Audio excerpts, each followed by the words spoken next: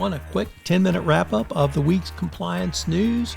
Well, this is the podcast for you, 10 for 10, where Tom Fox, the voice of compliance, wraps up 10 top compliance stories which occurred over the past week. If you don't know, Tom has a daily news podcast, appropriately called the Daily Compliance News, and 10 for 10 wraps up the week. So get up on a Saturday morning, have a great cup of coffee, and check out 10 for 10, the podcast which gives you the week's top compliance news. Are you interested in upping your game in compliance through the use of AI and machine learning technology? Well, check out my latest book, Upping Your Game, How Compliance and Risk Management Move to 2030 and Beyond. You can check it out in the show notes. I've got a link to the purchase at Amazon.com. Upping your game. As many of you know, I live in Kerr County and near Kerrville, Texas. We suffered a devastating flood on Friday, July 4th, and I'm going to have information on how you can help the victims of the flood at the end of this podcast. Please think about us. And now the top 10 compliance and corruptions related stories for the week ending July 19, 2025. We begin with a story about travel. Yes, and that, of course, is travel to China. Wherever you want to be today, I hope it's not traveling to China, because this week China detained a Wells Fargo banker at the border and placed an exit ban on this person. Now, this was a Chinese-born national, but they worked at Wells Fargo, and she was not allowed to leave. There's no reason given for this detention, and Wells Fargo, of course, is very concerned about this.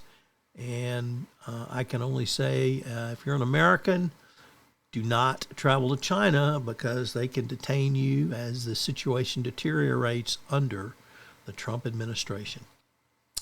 Next up, in a very interesting SEC enforcement action, we had an individual, Suzanne Ballack, who was a chief compliance officer at a company that was unnamed in the administrative order. And this Ballack modified, altered, destroyed documents which were due to the SEC for a staff examination. So this is a rare case where we have the CCO herself, in this case, absolutely involved in the illegal conduct at issue. And the enforcement action was announced this week.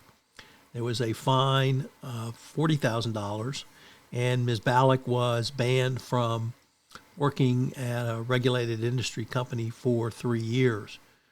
Frankly, I can't imagine she would ever be hired in compliance again. This is as bad as it gets, and there's been a fair amount of commentary about what protections, if any, CCO should be given. And I think the current framework the SEC has more than addresses those issues. Next up, from Law 360, SEC awards more than $7 million to 5 whistleblowers.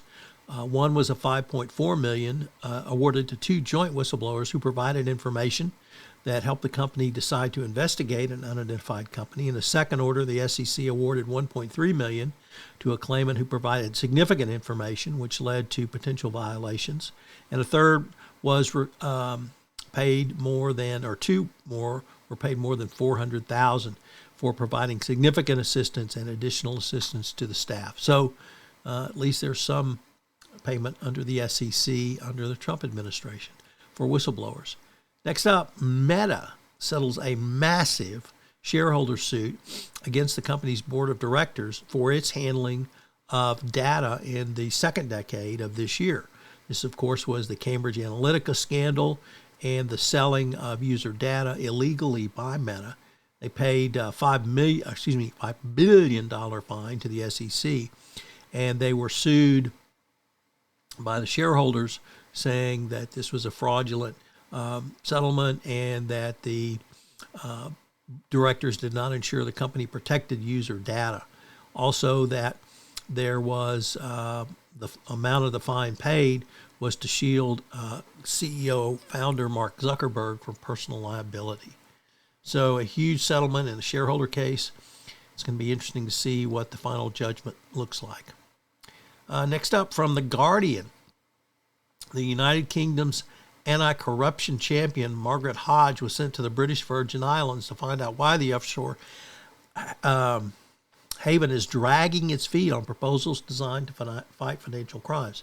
It's really no surprise. The BVI is a well-known money laundering haven, and they continue their foot dragging, frankly, to stop this. So maybe the British government can do something about this. On the other hand, maybe not. Our next story comes to us from the Financial Times, which reports that the UK Financial Conduct Authority, or the FCA, will be taking on workplace bullying. That's certainly something that the government's not taken on in the United States. This, of course, is both harassment, bullying against victims and bystanders. So it's going to be interesting to see if the United Kingdom can actually make a change in the way employees are treated, all the way from being forced to sign non-disclosure agreements to being retaliated against to simple harassment in the workplace. But kudos to the FCA for attempting to do something. Next up, in just a bizarre story, COSO has yanked its draft governance framework. Now, this was released in June, and in a public statement, COSO said the decision was made amid a shifting regulatory and economic landscape for U.S. business and follows the recent passage of wide-ranging federal laws that introduces significant changes to corporate reporting and planning requirements. I think Colonel Sherman Potter's phrase, horse hockey, would probably be the best answer to that. Clearly, the COSO knew that the big, beautiful bill was coming. It's not a surprise. Trump's been pushing it for a long time. The regulatory changes that have happened in the first 6 months of the year are really no surprise. The Trump administration's evisceration of the FCPA and other laws. Nevertheless, COSO seemed inclined to pull the entire framework after the comment period had ended. So you got to ask the question, what the heck is going on? But it's a pertinent question to ask. Next up, from Ad Age, a first-time contributor to both the Daily Compliance News and 10 for 10, the con cheating crisis, where bribery, collusion, and other nefarious activities are a part of the Cannes Film Festival. Apparently, you got to pay judges, you got to pay people, you got to basically do everything illegal in Cannes to get your movie in the right group and to get it voted for. So lots of corruption. Our next story comes to us from the SEC itself, who announced they are withdrawing their claims against former Cognizant executives, Gordon Colbert and Stephen Schwartz. These were the CEO and CLO, or Chief Legal Officer of Cognizant Technologies, who paid bribes in India to get contracts, yet even with alleged C-suite involvement, they were able to garner declinations. So once again, the Trump administration eviscerating FCPA enforcement. And our final story comes to us from the New York Times, and South African President Cyril Ramaphosa has opened a corruption inquiry of a police leader based upon the international claims of corruption by the head of police in South Africa. So once again, more corruption. I'm going to ask you to please consider a donation to the Hill Country Flood Relief Fund. I've listed it in the show notes. I know it's a little bit unusual to make this request, but I can't tell you the tragedy that has unfolded in my home county over the 4th of July weekend.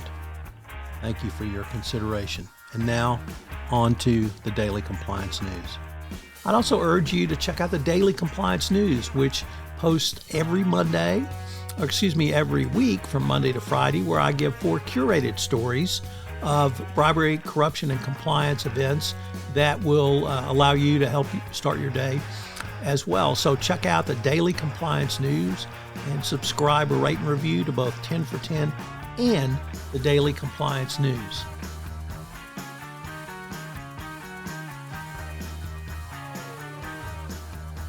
Thanks so much for listening to this episode of 10 for 10. I hope you'll check out the newest podcast in the Compliance Podcast Network, the Compliance Tip of the Day.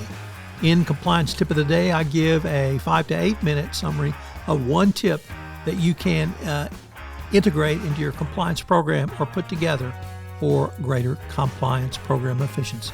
Finally, if you're a Sherlock Holmes fan, I am preparing a new season of Adventures in Compliance where I go through the 4 novels of Sherlock Holmes. Hear it on the Compliance Podcast Network.